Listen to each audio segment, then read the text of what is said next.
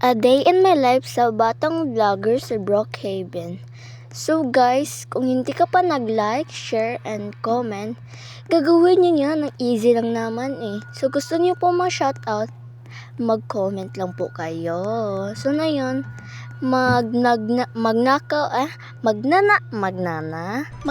nga pala tayo. So ano po ako na to, yung avatar ko. So, lahat lang tayo black. So, okay na to? Okay na to? So, oo nga, magnakaw nga tayo, be. Hindi mo ba alam, be? Kita mo na nga eh. So, mag-change avatar man tayo. I-update ko na kayo kung tapos na. Our final look. So, dito man tayo hanapin ko na yung mga gamit natin. Malamang, nakaw nga tayo eh. Hanap pa tayo. Dito. Parang easy lang na nakawin dito. Gandang bahay niya, pink talaga. Sakit sa mata. So, ito lang po yung method. Ay, bukas pala.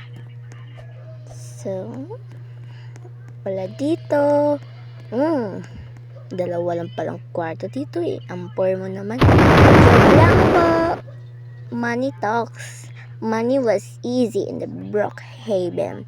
Sa totoong buhay, kahit piso, wala lang eh. Aray ko. Tignan muna natin doon. Kung meron po bang tao. Uy, meron. Mag-doorbell nga tayo.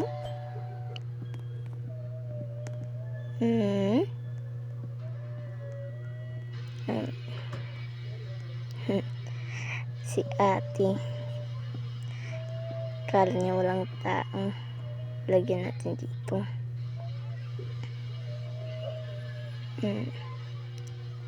Ay, ano naman to si Happy eh. Hindi pa nga nalagay eh. So, takbo! Nakita tayo ni ate. So, kung hindi ka pa nag-like, share, and subscribe, i-click nyo yung button yan. Bye-bye!